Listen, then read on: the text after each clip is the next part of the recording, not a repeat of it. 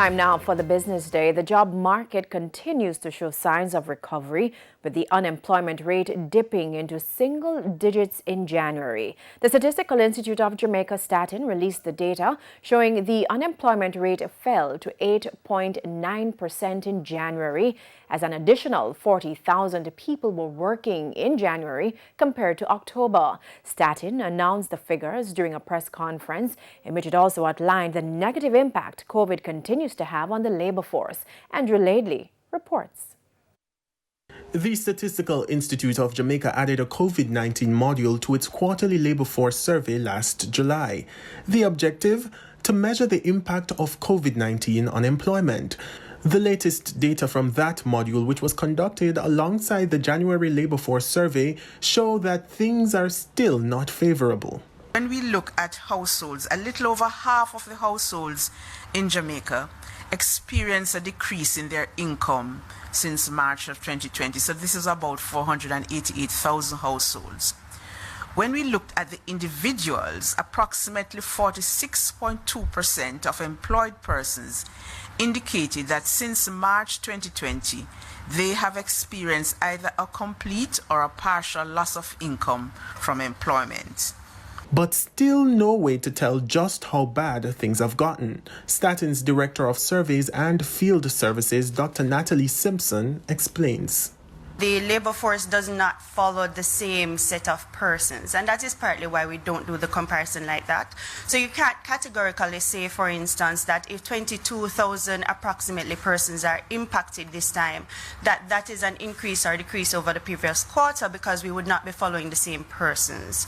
So that is one reason why we typically don't encourage that kind of comparison. In the meantime, Statin's Director General, Carol Coy, explained that some workers are worse off than others, depending on the industry you're employed to.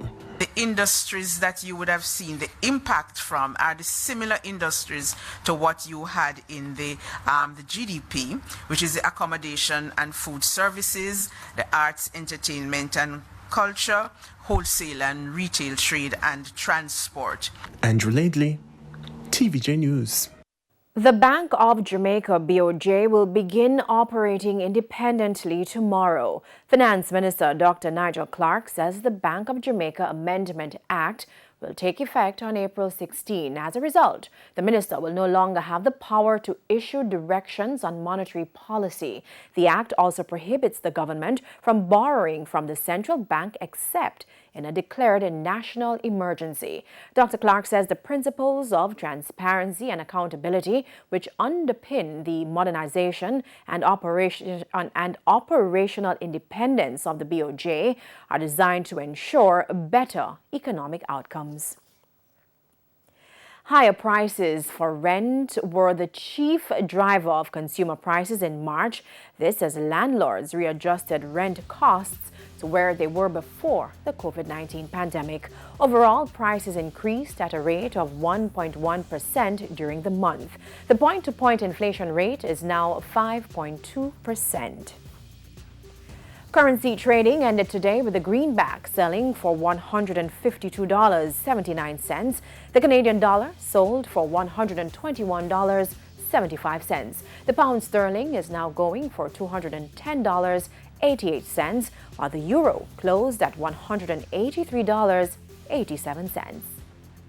The JC Index gained 322 points today, and the junior market inched up 29 points. Among the winners were Main Event Entertainment Group, KLE Group, Everything Fresh, Express Catering, and Cygnus Credit Investments US dollar shares. On the losing side were Access Financial Services, Sterling Investments US dollar shares, Sagicor Real Estate X Fund, Palace Amusement, and Trans Jamaican Highway US dollar shares.